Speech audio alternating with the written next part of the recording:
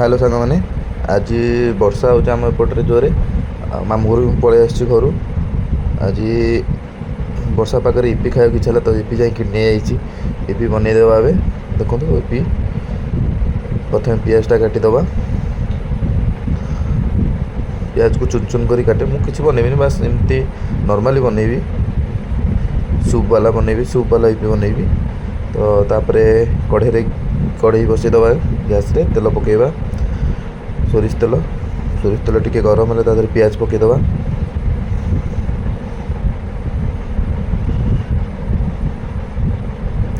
Then भल भाव पियाज टी पकईदे पियाज पकईदे टे लुण पकईदवा कारण पियाजटा टिके माने सिझापी टे जल्दी लगे देन तापर इपि पकईदवा पियाज हो गला मु मात्र इपि 4टा बनई 4टा इपि आनी तो 4टा इपि बनईली इपि टिके से भाव भाजीदवा टिके तापर भाजीदवा इपि भाजीदवा भाजीदे से पानी टी ऐड करवा कारण इपिटा सिझार अच्छे ना तो से पानी टी ऐड करदे ऐड तुम हिसाब से तुम कर तुम जमी रखा चाहो सूप रखा चाहिए से भाई रख ना तुम जब पूरा सुखा करदे प्रथम सिझापी आगे पानी देदवा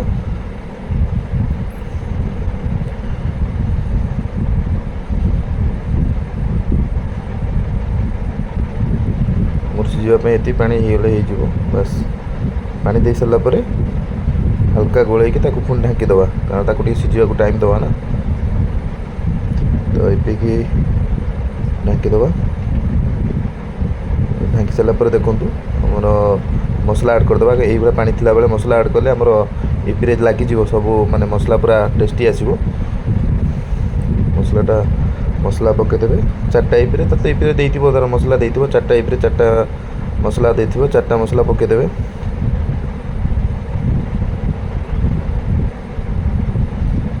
यही समय भल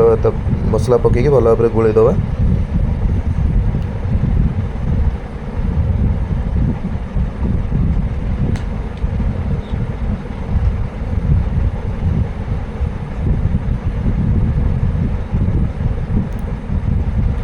भल भाव गोलैदेला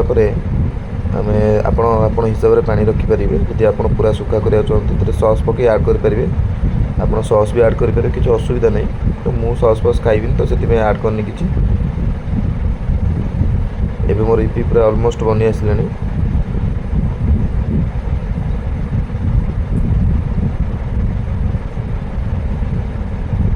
तो बाहर तो बहुत जोर वर्षा होता आज पूरा संध्या 8टार वर्षा पूरा एपर्यंत भी छाड़नी तो इच्छा है इपि खाईदवा कारण घरे कहीं ना रोषेबास किए कर देन मोर इपि रेडी एबे खाइबापी पूरा कंप्लीट मु बाड़ी नहीं आसी देखो मोर इपिटा ये रखी सुखा बेसी भी सुखा करनी कि बेसी पानी नहीं थैंक यू।